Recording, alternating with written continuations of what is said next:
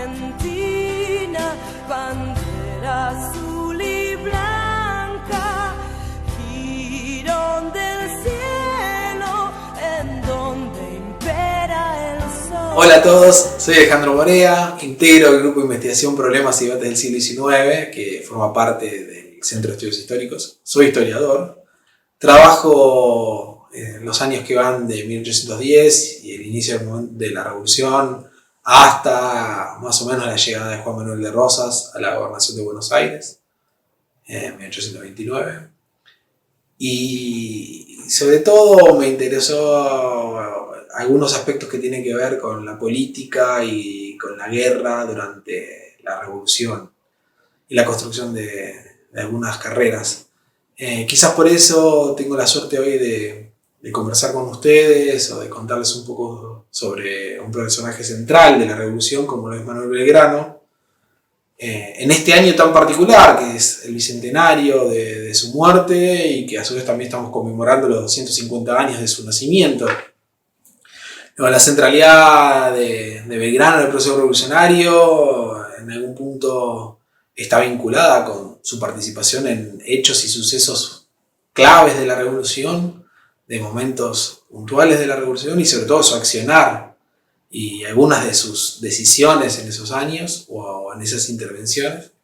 Pero además me parece que Manuel Belgrano es uno de los personajes más interesantes con el cual nos podemos topar a la hora de estudiar la Revolución. Es un personaje en algún punto complejo, su pensamiento no siempre es muy lineal, y eso lo hace un personaje rico, interesante. Mi sensación es que muchas veces tenemos conocimiento sobre algunos aspectos de la biografía de Belgrano, que conocemos algunos de esos momentos en los cuales le tocó intervenir,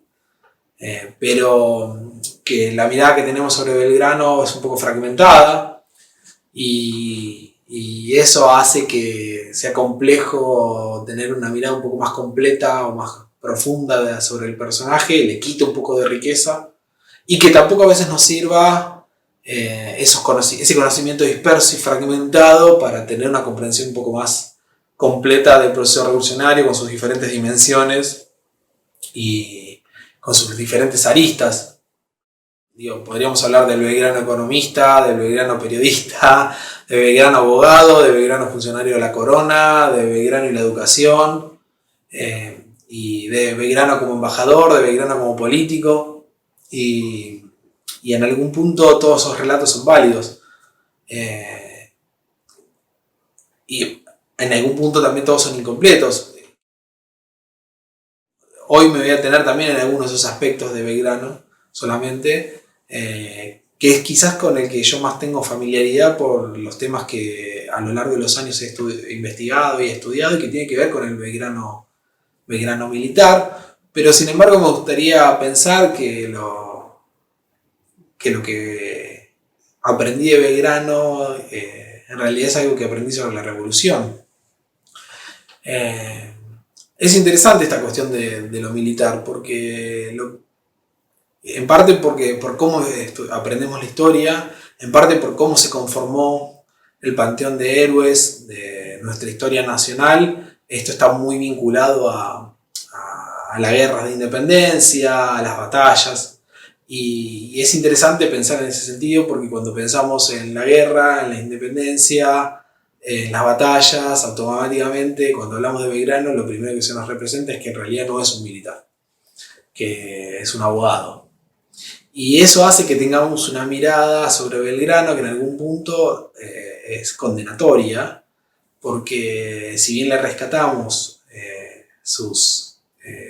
éxitos en Tucumán y en Salta, en ambas batallas, también inmediatamente nos acordamos de Vilcapugio y Ayohuma, y una de las explicaciones para las derrotas viene por ese lado, ¿no? Por el lado de que Manuel Belgrano no es un militar. Y es cierto, Manuel Belgrano es un abogado que tuvo la suerte de estudiar en España gracias a la posición económica de su familia, y que regresa a Buenos Aires luego de una estadía importante e interesante en España, tampoco a ejercer la abogacía, sino a desempeñarse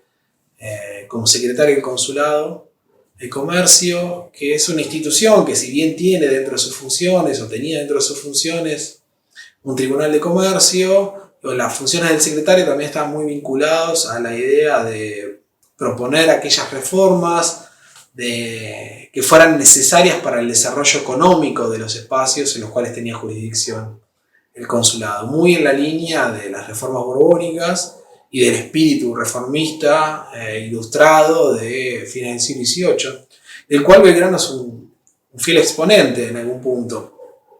Y el primer roce que tiene Belgrano, que entonces es abogado, pero que no ejerce como tal, que es funcionario, con la actividad militar, son las invasiones inglesas. Con muchos de los habitantes de la ciudad de Buenos Aires, el primer contacto que tiene con la carrera de las armas es ese momento con la presencia británica en el Río de la Plata, en 1806 y 1807, en esos regimientos de milicias que se van a conformar en la ciudad de Buenos Aires, primero para reconquistar la ciudad y después para defenderla. Lo cierto es que para el momento de la revolución, o del inicio de la revolución, no hay un ejército militar, un ejército profesional del cual echar mano. La revolución no tiene un cuerpo de militares profesionales del cual nutrirse para esos ejércitos que empiezan a conformarse casi inmediatamente con la formación de la Junta, sabiendo que la guerra es un horizonte medio inexorable.